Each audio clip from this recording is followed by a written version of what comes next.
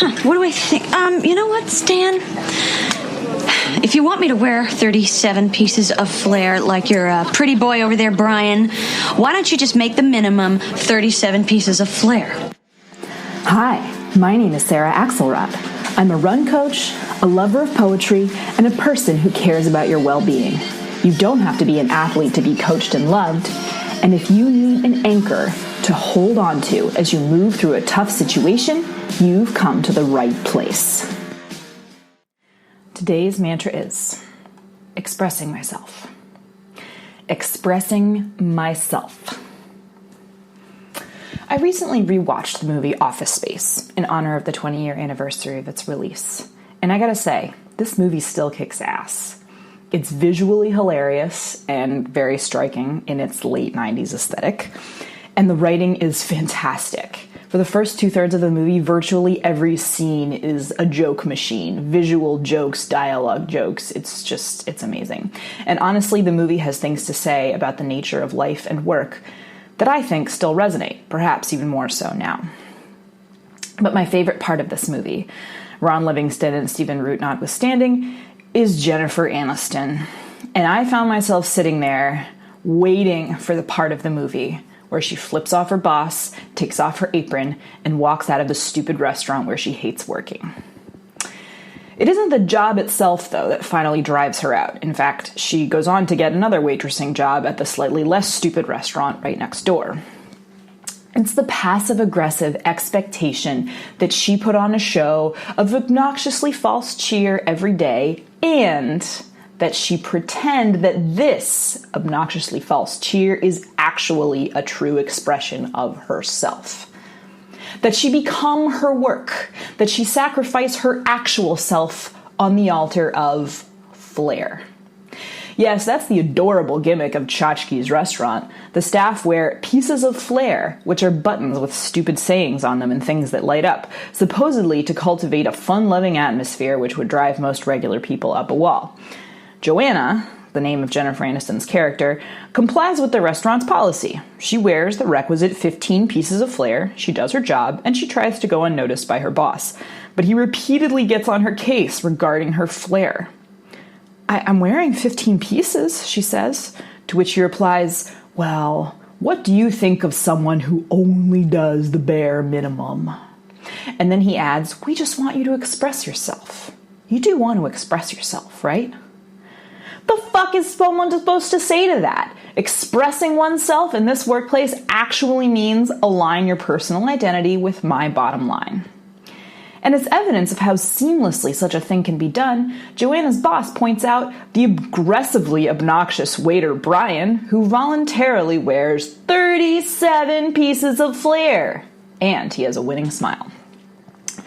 So in that moment, when Joanna, hounded once more for the volume of her flair, finally says to her boss, if you want me to wear 37 pieces of flair, then just make the minimum 37 pieces of flair, it totally exposes the hypocrisy of this particular set of expectations.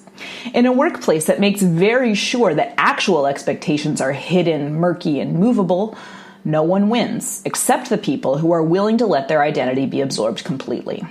Yeah, says Joanna, you know what? I do want to express myself.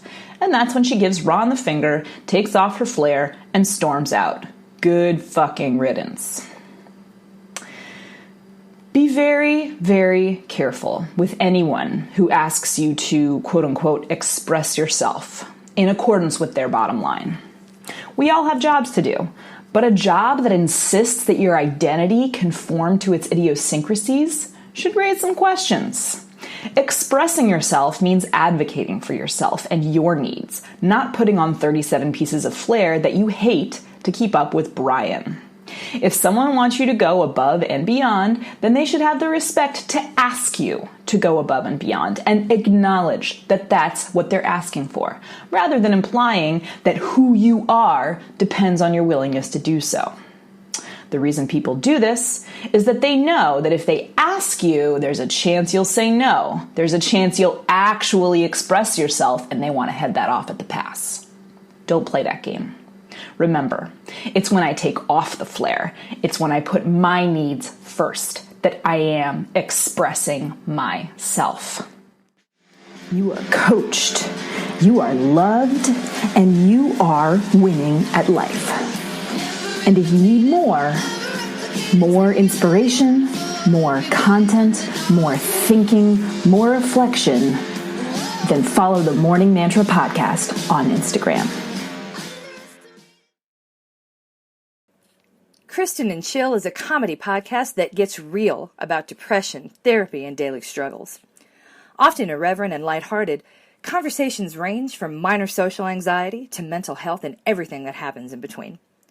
Kristen and Chill also covers topics such as having friends with depression, weight gain, suicide prevention, adult bullying, and more. So if you're looking for a more lighthearted take on these things, go check out the show. Search Spotify and wherever else you listen to podcasts to hear more than 80 endearing episodes of Kristen and Chill. You can also join the conversation and find Kristen on Twitter at Kristen Carney. Don't forget, if you need a mantra, you can always ask for one at info@coachedandloved.com. Again, that's email info, I-N-F-O, at coachedandloved.com. Sharing really is caring. Truly, the best way you can show a small business owner how much you care is to share your love publicly. In a world where Amazon reviews and Yelp stars can be purchased, your authentic enthusiasm is priceless. It matters. You matter. People pay attention even if they don't let you know it. To someone who does not yet know our brand or what it means to be #coached and loved, your voice is what makes us real. So please, invite your friends to like our Facebook page. Tag your buddies in the comments of an Instagram or Facebook post that you like. Share one of our super cool fitness protection branded Facebook posts on your Facebook page with a note about why you think we're awesome.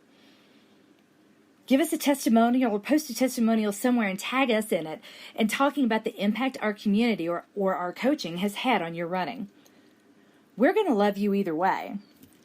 But Coach Sarah, she isn't going to love me very long if I can't pay her.